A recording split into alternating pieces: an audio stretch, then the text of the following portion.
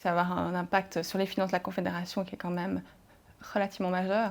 Donc c'est quand même des choses à... Comment on le présente. C'est un peu exagéré quand même. Bah, là, c'est un peu justement du saucissonnage. Là, on a une... Non, mais par rapport à l'impôt anticipé, il faut dire, on est peut-être à 0,3% sur les pertes éventuelles.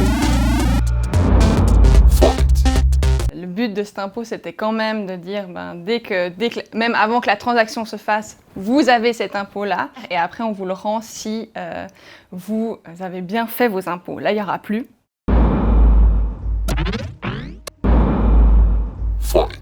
C'est vraiment un phénomène qui sera marginal et qui l'est aujourd'hui déjà. Hein. Je veux dire, c'est un phénomène qui est vraiment très très marginal aujourd'hui.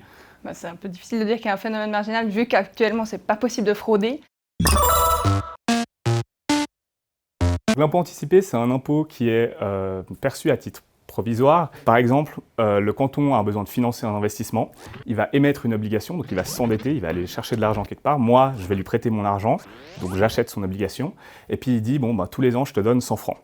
À la fin de cette année, au moment où il va me verser 100 francs, en fait, j'en récupère que 65 parce que l'État va prendre 35.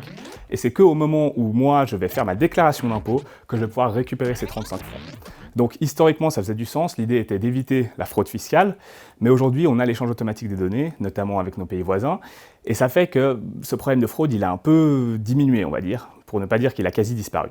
Par contre, ce qui est resté, c'est que le coût de l'impôt anticipé, il est resté pour toutes les collectivités, pour les transports publics, pour les fournisseurs d'énergie, qui doivent aussi se financer, et qui aujourd'hui, quand ils doivent aller chercher de l'argent sur les marchés principalement étrangers, eh bien les investisseurs étrangers vont leur dire « mais écoutez, moi on va me prendre 35% sur l'intérêt que vous me versez ».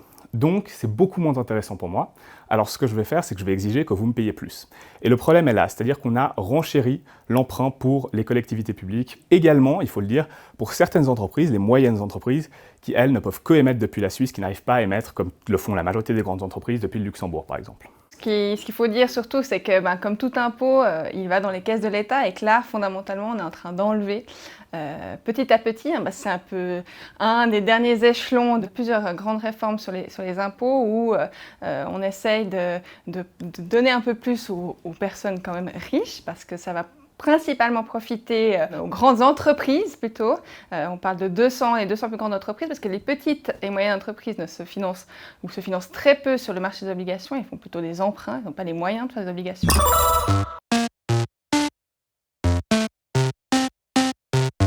Lui, il ne va pas pouvoir profiter de la suppression de cet impôt. Par contre, ce qui est clair, c'est qu'il va avoir une péjoration dans le sens où cet impôt-là rapporte de l'argent aujourd'hui. La Confédération est actuellement incapable de dire combien. Enfin, c'est des estimations entre 1 milliard d'un coup, après 200 millions par année. Mais ce qui est clair, c'est qu'il va avoir des pertes fiscales. Et vraiment, je pense qu'aujourd'hui, on peut plus se permettre de faire des pertes fiscales pour quand même 200 entreprises. Alors, je vous invite à voter non le 25 septembre car cette réforme va principalement bénéficier aux plus riches et va amener moins d'argent dans les caisses du Conseil fédéral et donc potentiellement moins d'argent pour faire des investissements écologiques, pour faire des investissements sociaux, car vu la majorité dans notre Parlement, c'est clair que ce sera premièrement là que ça va être coupé. L'impôt anticipé pénalise aujourd'hui principalement les collectivités publiques, cantons, communes, confédérations, les fournisseurs d'énergie, les transports publics par exemple, et ne permettent pas de faire des investissements nécessaires, notamment dans la transition énergétique. Je vous invite donc à voter oui, pour assurer qu'on ait des conditions d'emprunt qui soient suffisamment attractives et suffisamment bonnes pour chacune et chacun d'entre nous et pour qu'on puisse tous en bénéficier.